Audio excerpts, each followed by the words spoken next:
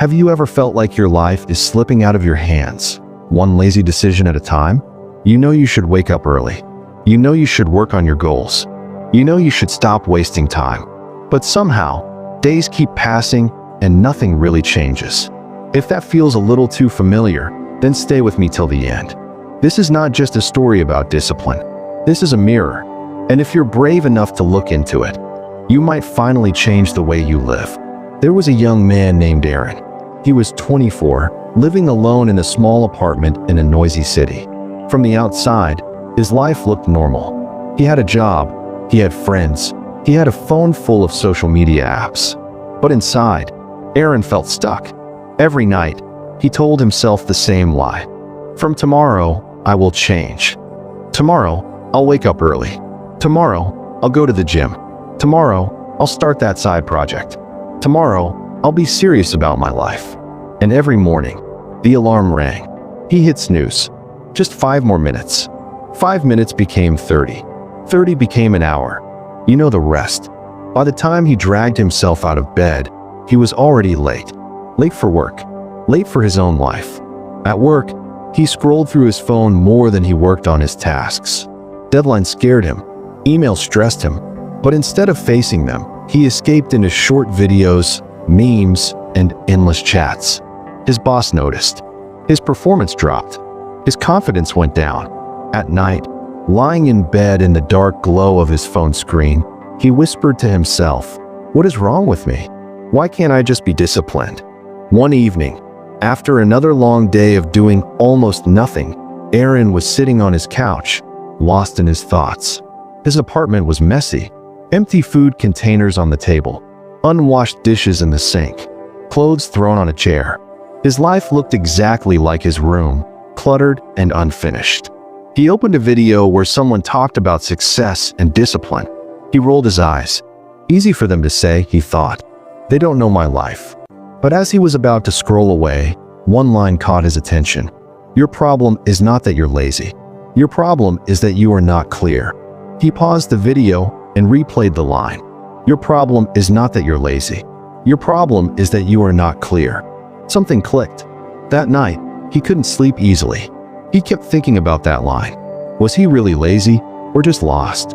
The next day, on his way home from work, he walked past a small bookstore. For some reason, his feet stopped. He turned back and went inside. He wasn't even sure what he was looking for. He walked between the shelves until one title caught his eye. How to Build Discipline When Life is Messy. It felt personal, almost like the book was looking at him. Without thinking too much, he bought it and went home. He made a cup of coffee, sat by the window, and opened the first chapter. The first lesson was simple: clarity before discipline. You cannot be disciplined if you don't know what you are being disciplined for. The book asked a question: what do you really want in the next 6 months? Aaron stared at the page. He had so many vague dreams. Be successful, make more money, get fit, be happy, but nothing specific. The book continued. Set clear, specific goals.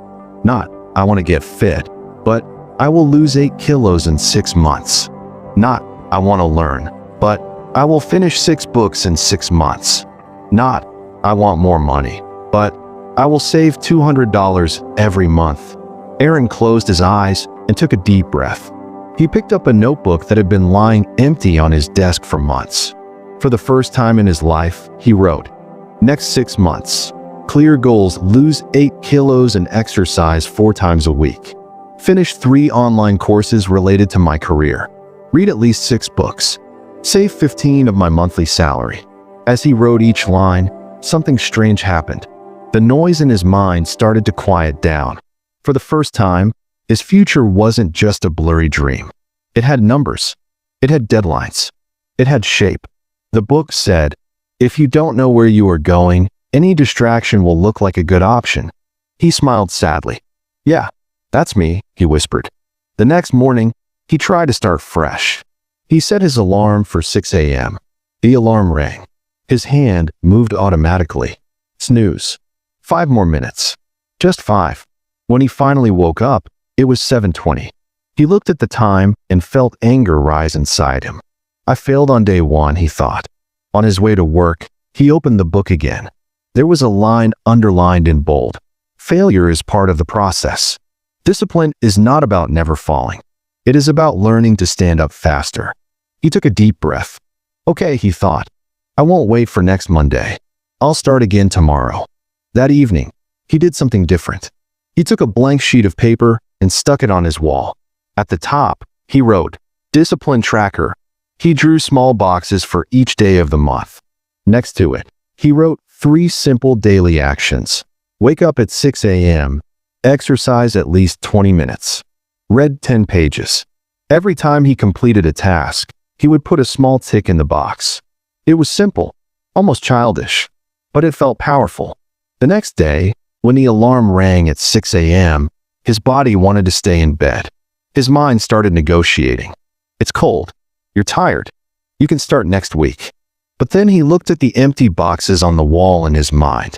Just for today, he told himself, let's not think too much. Just get up. He pushed the blanket away and slowly sat up. His feet touched the cold floor. It felt like a small victory. Nobody clapped. No music played. The world outside didn't change. But something inside him did. That day, he walked for 15 minutes, then did a few basic exercises. It wasn't perfect. He was slow. He was out of breath. But at the end, he took a pen and put his first tick on the chart. It felt good. Not because he did something big, but because, for once, he kept a promise to himself. Day after day, the story continued. He woke up early some days. He failed on others. Sometimes he exercised. Sometimes he skipped. But there was a difference now.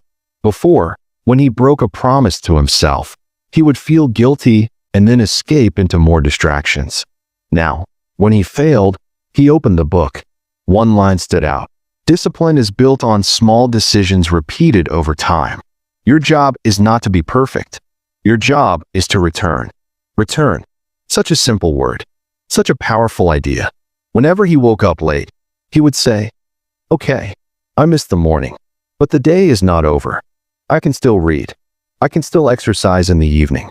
I can still make today count. Slowly, the empty boxes on his wall started filling with ticks. He was not at 100.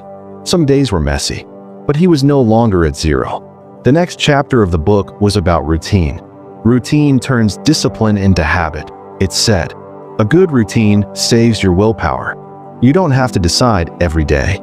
You just follow the plan. So Aaron wrote something new in his notebook. Simple daily routine 6 o'clock. Wake up 6:10. Short walk plus light exercise 6:40. Shower and breakfast 7:30. Leave for work 9 to 5 o'clock. Work blocks with short breaks 7 o'clock. Dinner 7:30 to 8 o'clock.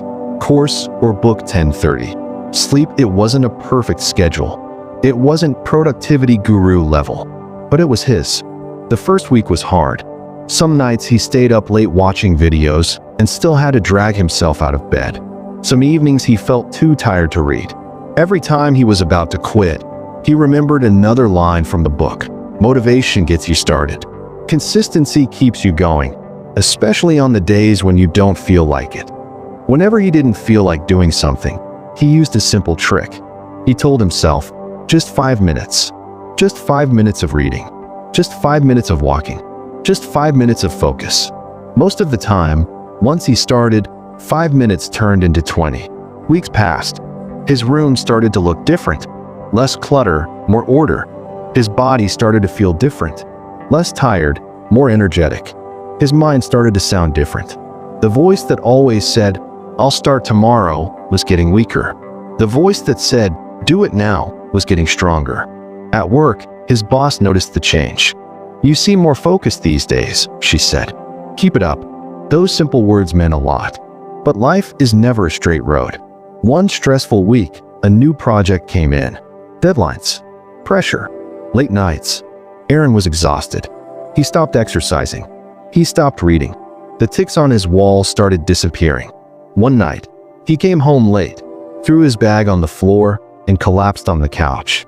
His old habits were waiting for him like old friends. He ordered junk food, opened social media, and scrolled for hours.